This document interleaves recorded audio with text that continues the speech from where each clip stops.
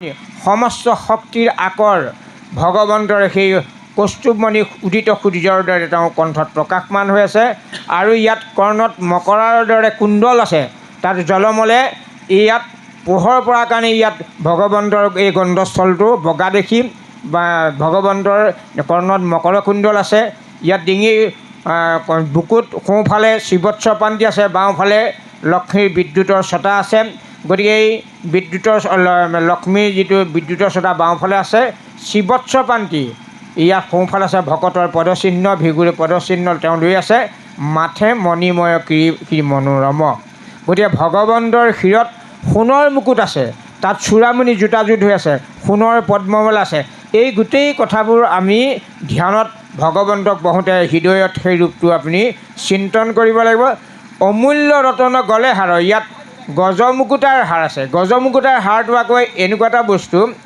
আপোনাৰ হাতীক বিশেষ কিছুমান হাতীৰ এই কুম্ভস্থলত মুকুতা জন্মে তাৰপৰা পোহৰ ওলায় তেনেকুৱা সেই মুকুতাৰ মণিডাল ভগৱন্তই পিন্ধি আছে গজমুকুটাৰ হাৰ যিডাল হাতীৰ কুম্ভস্থলৰ পৰা জন্ম হোৱা মুকুতাটো তাৰপৰা ভগৱন্তই সেইডাল পিন্ধি আছে ইয়াত সোণৰ এডাল হাৰ আছে সেইকাৰণে কৈছে অমূল্য ৰতন গলে হাৰ বাহুত অংগদ চমৎকাৰ বাহু যুগল দেখিবলৈ কুণ্ডত কটাৰ দৰে অত্যন্ত বলিত তেওঁ তাত মানে আপোনাৰ বাহুত বাজু আছে আপাদলম্বিত বনমালা প্ৰকাশ হয় ভগৱন্তৰ মালা 5ডাল মালা ভগৱন্তই পৰিধান কৰি এই বনমালাডাল হ'ল পঞ্চবৰ্ণে পঞ্চভূত মালা পিন্ধি প্ৰকাশকৰণত এই হেতু নিৰন্তৰ ভগৱন্তৰ নাম বনমালী বুলি কৈছে গতিকে পঞ্চভূতক প্ৰকাশমান কৰিবৰ কাৰণে পঞ্চভূতে যিকাৰণে নাৰায়ণে পঞ্চভূতে পঞ্চপূৰ্ণ মালা পিন্ধি প্ৰকাশ কৰে এই হেতু নিৰন্তৰ ভকতসকলে তাক নাম বনমালী বুলি প্ৰকাশ হয় বুলি আছে গতিকে সেই বনমালাডাল আপাদলম্বিত বনমালা আপাদলম্বিত বৈজয়ন্তী মালা আপাদলম্বিত পদ্মমালা আপাদলম্বিত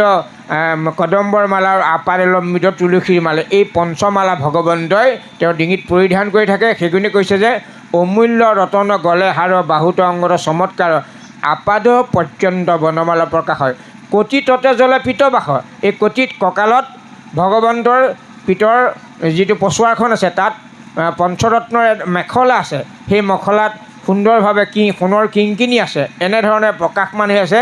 যেনেকৈ যেন অগ্নি কৰে পৰকাশ ওপৰে তাহাৰ মেখলা আতি প্ৰকাশ হয় গতিকে সেই পঞ্চৰত্নৰ মেখলাই এনেধৰণে জিলমিল কৰি আছে তাত সোণৰ কিংকিনি আছে উৰু দুই কৰি কৰ নয় ভগৱন্তৰ উৰু যুগল হাতীশুৰৰ দৰে কৰিকৰ মানে হাতীশুৰৰ দৰে ওপৰৰ ফালে শকত তলৰ ফালে বৰ্তুল বলিত কুণ্ডত কটাৰ দৰে তাত কি আছে পিত চুৰিয়া আছে চৰণত নুপুৰ আছে তাৰ জলিমিলাই আছে বুলি কৈছে চৰণে নুপুৰ জলকয় অৰুণ বয়স তৰুণ বয়স প্ৰভু চিত প্ৰকাশ সৰ্বক্ষণে ভগৱন্ত সদায় 16 বছৰীয়া শ্যাম সুন্দৰ একদম সদায় ডেকা যৌৱন অৱস্থা ভগৱন্ত সদায় সেই ৰূপটো আমি মনত পেলাব লাগিব তাৰপিছত কৈছে সমস্ত লোকৰ মহেশ্বৰ এই অনন্ত কোটি ব্ৰহ্মাণ্ডৰ ঈশ্বৰ তেওঁৱে একমাত্ৰ ভজনীয় তত্ত্ব ভগৱন্ত মহেশ্বৰ মহেশ্বৰ দেখিবাক আঁতৰ ঋষিকৰ তেওঁ দেখিবলৈ অত্যন্ত সুন্দৰ সেই 32টা অলংকাৰ তেওঁ পৰিধান কৰি আছে বৈকুণ্ঠবাসীৰ 30টা আছে ভগৱন্তৰ কৌস্তুভমণি আৰু শ্ৰীবৎসমন্তি অতি বেছি সেই 32টা অলংকাৰ ধাৰণ কৰি তেওঁ মন নয়নৰ হৰিষ কৰা বৰ্ধন গতিকে আপুনি এই কথাখিনি মনেৰে চিন্তন কৰিব লাগিব আপুনি ইয়াৰ কিবা ৰূপ এটা সাজি ল'লেই নহ'ব বাংময় মূৰ্তিৰ ওচৰত বহি আপোনাৰ এই হৃদি পদ্মৰ পৰা আপুনি ওপৰলৈ ৰূপটো চিন্তন কৰক যিসকলে ভজন লৈছে গম পাব সুন্দৰভাৱে বৰ্ণনা দিছে শৰণ সদস্যসকলে গতিকে তেনেধৰণে আপুনি হৃদি পদ্মত ভগৱন্তৰ চৰণ যুগলৰ পৰা মস্তকলৈ এনেধৰণে পদৰ পৰা মস্তকৰ পৰা পদলৈ সেই 32 অলংকাৰযুক্ত শৰীৰটো মনেৰে একদম চকুৰ হেৰিয়েদি নি পেলাই আপুনি হৃদয়ত স্থাপন কৰিব লাগিব তেতিয়াই লাহে লাহে আপুনি ভক্তিৰ ফালে আগবাঢ়ি গৈ থাকিব পাৰিব কৃষ্ণ অভৃত অনুগ্ৰহে ব্যাঘ্ৰচিত হৃদি পদ্মে আছে প্ৰতিনিত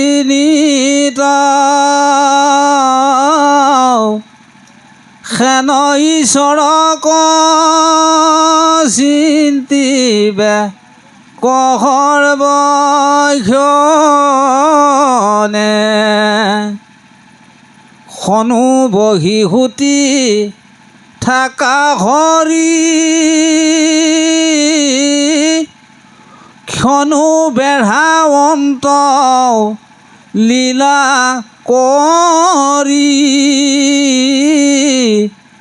সেনয় ভাৱনা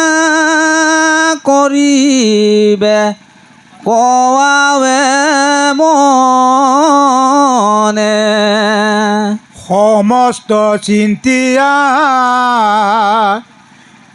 এহি নয় পাছে একো একো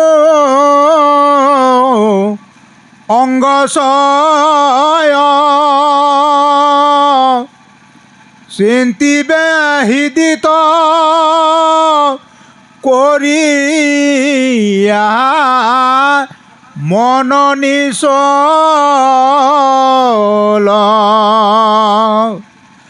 চৰণ পংকজ তাপহাৰী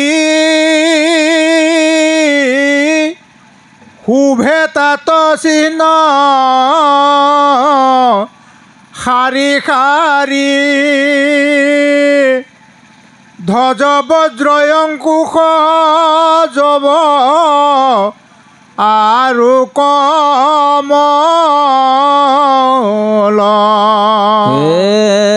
উন্নতৰ কদন খচয়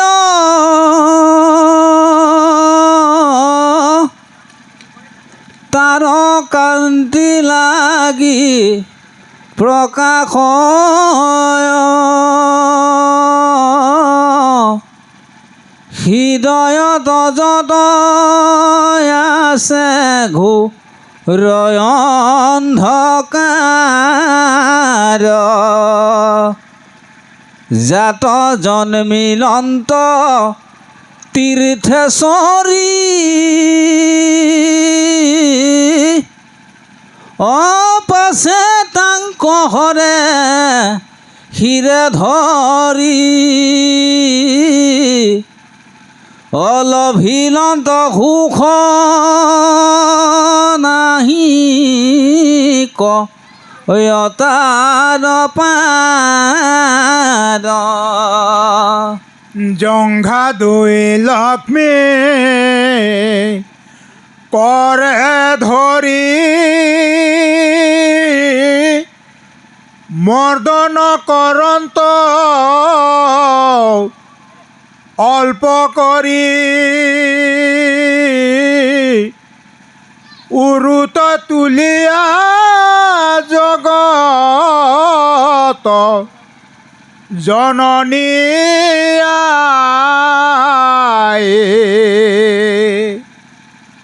অতকি পুষ্পৰ পাখি নয় ও বলয় আশ্ৰয় উৰুদুই গৰুৰ ৰসকন্ধে প্ৰবন্ধে আতি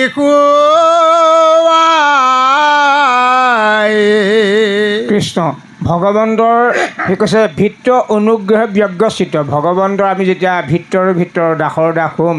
সেই ভাৱনাৰে যেতিয়া হৃদি পদ্মত ভগৱন্তৰ আমাৰ ৰূপটো চিন্তন কৰি হৃদি পদ্মে আশা প্ৰতিনিত ভগৱন্তৰ আমাৰ ভিতৰক উদ্ধাৰ কৰিবৰ কাৰণে দাসক উদ্ধাৰ কৰিবৰ কাৰণে হৃদয়ত ঈশ্বৰৰূপে যেতিয়া প্ৰকাশমান হ'ব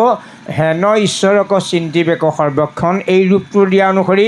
যেতিয়া মনেৰে আমি ভগৱন্তৰ হৃদয়ত চিন্তন কৰিম গতিকে খনো বসি সুতি থকা হৰি কেতিয়াবা আমি শুই থাকোঁতেও সেই ভাৱনাটোৱে থাকিবলৈ কৈছে বহি থাকোঁতেও সেই ভগৱন্তৰ ৰূপটো চিন্তন কৰিবলৈ কৈছে খনো বেঢ়াৱন্ত লীলা কৰি এইধৰণে লীলা বিনোদ কৰোঁতেও ভগৱন্তই এনেধৰণে আমাৰ ভকতৰ হৃদয়ত তেওঁ তেনেধৰণে প্ৰকাশমান হৈছে হেনয় ভাৱনা কৰিবেক আৱে মনে গতিকে কেতিয়াবা ভগৱন্তই যেন আমাৰ হৃদয়তে বহি আছে কেতিয়াবা যেন আমাৰ হৃদয়তে তেওঁ শুইছে কেতিয়াবা তেওঁ যেন আমাৰ হৃদয়তে তেওঁ লীলা কৰিছে এই ভাৱনাৰে আমি মনেৰে তেওঁক ভাবি থাকিব লাগিব সমস্ত চিন্তিয়া এহি নয় এইধৰণে সমস্ত কাৰ্য কৰোঁতেই যেতিয়া আমি ভগৱন্তৰ কথা চিন্তন কৰিম পাছে একো একো অংগ ছয় আৰু প্ৰতিটো অংগ ৩২টা অলংকাৰ ৩২টা অংগ যেনেকৈ আমি ৩২ঠাই চিন্তন কৰিম যে একো একো অংগ চিন্তি বেক হৃদয় কৰিয়া মন নিশ্চল। গতিকে একদম পদৰ পৰা মস্তকলৈ এই পঞ্চচিহ্ন যিসকলে ভজন লৈছে গম পাব ক'ত ধ্বজ, ক'ত জৱ, ক'ত ব্ৰজ, ক'ত পদ্ম, ক'ত অংকুশ। এই পঞ্চচিহ্ন ভগৱন্তৰ দুই পদতলতে আছে, ধ্বজ ব্ৰজ জৱ আৰু অংকুশ কমল। এই পঞ্চচিহ্ন জলে দুই পদতল, সেয়া সুন্দৰভাৱে ভক্তি পৰিৱৰ্ত কৰিছে। গতিকে এইধৰণেই আমি ভগৱন্তৰ চৰণ পদ্ম গতিকে চৰণ পংকজ তাপহাৰী শোভে তাত চিহ্ন শাৰী শাৰী ধ্বজ ব্ৰজ অংকুশ জ আৰু কমল, এইকেইটা সুন্দৰভাৱে প্ৰকাশমান হৈ আছে। সেইখিনি মই ক'ত আছে আপোনালোকক নকওঁ, এইকাৰণে সকলো ভজনীয়া হ'লে নিজে নিজে গম পাব কোন চোৱাক ধ্বজ কৈছে, কোন কোৱা জ কৈছে, কোন চোৱা ব্ৰজ কৈছে। এই পদচিহ্নত সুন্দৰভাৱে ভজনত সুন্দৰভাৱে দেখুৱাই উন্নত ৰকত নখচয়, ভগৱন্তৰ নখবোৰ উন্নত ওখ ৰঙা, তাত অৰ্ধনখচন্দ আছে, হাততো ভৰিটো। গতিকে সেইকাৰণে কৈছে যে উন্নত ৰকত নখচয় তাৰ কান্তি লাগি প্ৰকাশ হয়। গতিকে সেই উন্নত সুন্দৰভাৱে ৰঙা নখৰ প্ৰকাশ লাগিবলৈ কি হয়, হৃদয়ত আছে যত ঘোৰ অন্ধকাৰ। যদি ভগৱন্ত সেই ৰূপটো হৃদয়ত কেনেবাকৈ প্ৰকাশ হৈছে, এই যিটো অন্ধকাৰ অজ্ঞানতাৰ মলিনতাটো লাহে লাহে আমাৰ হৃদয় একশত নথকা হ'ব, যেতিয়া আছে ঘোৰ অন্ধকাৰ নাইকিয়া হ'ব। জাত জন্মিলন্ত তীৰ্থেশ্বৰী, যাৰ পাদপদ্মৰ পৰাই গংগা উৎপত্তি হৈছে, সেই হৃদয় গংগাত আপুনি স্নান কৰিব লাগিব। যেনেকৈ গংগা বাহিৰ হৈ আহোঁতে বামনৰূপী যেতিয়া ভগৱন্তই বাহিৰ কৰি দিছে, তেতিয়া ভগৱন্ত বিষ্ণুৰ পাদুদকী গংগা আহোঁতে শিৱই জটা পাতি ধৰিছে, ব্ৰহ্মাই কমণ্ডলো পাতি ধৰিছে। ঠিক তেনেধৰণে আমাৰ হৃদয় আকাশত যেতিয়া নাম গংগা প্ৰবাহিত হোৱাৰ লগে লগে আপুনি তাত নামে গংগা জল চৰণ কমল বৈ আছে হৃদয়ৰ মাজে, আপুনি স্নানিব লাগিব। গতিকে চৰণ পংকজ তাপহাৰী শোভে তাত চিহ্ন শাৰী উন্নত ৰকত নখচয় তাৰ কান্তি লাগি প্ৰকাশ হয়, হৃদয়ত যত আছে অন্ধকাৰ। জাত জন্মিলন্ত তীৰ্থেশ্বৰী অৰ্থাৎ গংগা তীৰ্থৰ গৰাকী, পাছে তাংক হৰে শিৰে ধৰি লভিলন্ত সুখ নাহি কৰে তাৰ পাৰ। গতিকে সেই পৰম আনন্দ লাভ কৰিছে বহিৰ বিশ্বত শিৱই, তেনেকৈ আমাৰ এই ক্ষুদ্ৰ বিৰাটতো আমি নাম গংগাত অৱহৰণ কৰিলে আমি সেই শান্তি পাব পাৰিম। জংঘা দুই লক্ষ্মী কৰে ধৰি ভগৱন্তৰ এই সৰু গাঁঠিৰ পৰা পদৰ পৰা সৰু গাঁঠিৰ পৰা এই আঁঠুলৈকে চোৱা জংঘা বোলে, সেই দুটা ভগৱন্তৰ দুই ভৰি দুটা উৰুৰ ওপৰত তুলি লৈ পেলাই লক্ষ্মী মায়ে কিছে জংঘা দুই লক্ষ্মী কৰে ধৰি মৰ্দন্ত কৰন্ত অল্প কৰি লাহে লাহে ভগৱন্তৰ সেই চৰণ তেওঁ জংঘাত উৰুত তুলি লৈ মালিচ কৰে। উৰুত তুলীয়া জগত জননী আই, ভগৱন্তৰ প্ৰিয় ভাৰ্যা লক্ষ্মীয়ে পৰম পুৰুষ ভগৱন্তক তেনেধৰণে সেই উৰু যুগল বা জংঘা যুগল তেওঁ মালিচ কৰি আছে। অতসী পুষ্পৰ পাখি নয়, সেই চৰণ যুগল দেখিবলৈ অতসী হ'ল অত্যন্ত সুকোমল, পদুম ফুলৰ পাহিৰে কোমলৰ কোমল সুকোমল ফুলৰ পাহিকে অতসী পুষ্প বুলি কৈছে। অতসী পুষ্পৰ পাখিনয় বলয় আশ্ৰয় উৰু দুই, ভগৱন্তৰ উৰু যুগল দেখিবলৈ হাতীখুৰৰ দৰে, তাত একদম বৰ্তুল বলিত, ওপৰফালে শকত তলফালে সুন্দৰভাৱে কুণ্ডত কটাৰ দৰে,